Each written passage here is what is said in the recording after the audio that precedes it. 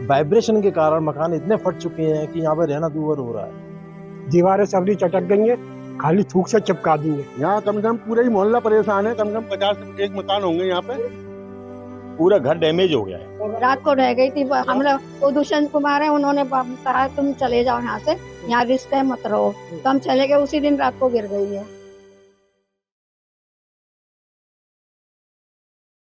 आगरा, इतिहास, ताजमहल और अनगिनत कहानियों का शहर। लेकिन इन दिनों ये शहर एक नई कहानी का गवाह बन रहा है। जैक पर टिके इन घरों की छतें ये बताने के लिए काफी हैं कि यहां जिंदगी कितनी मुश्किल है।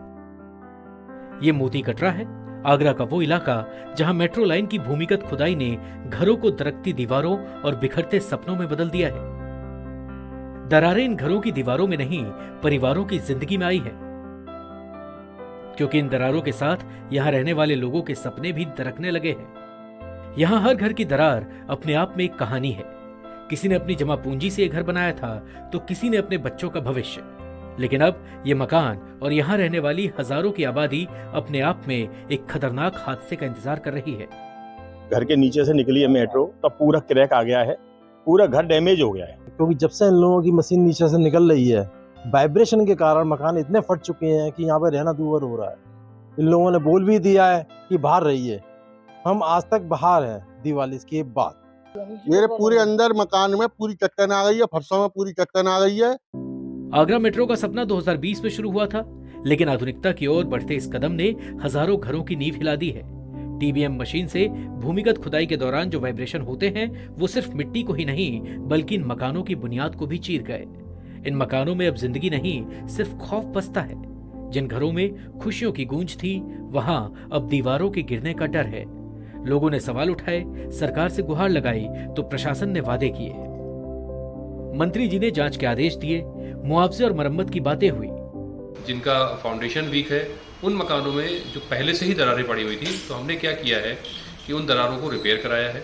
और जो मकान सेंसिटिव हैं, उनके नीचे से टीबीएम जा रही है, उनको वहाँ से मकानों को कहा कि खाली करें कुछ समय के लिए, उसका उचित मुआवजा दिया, उनको होटलों में ठहराया गया है। स्थानीय लोगों का आरोप है कि उनके मकानों में मरम्मत के नाम पर लीपापोती की जा रही है।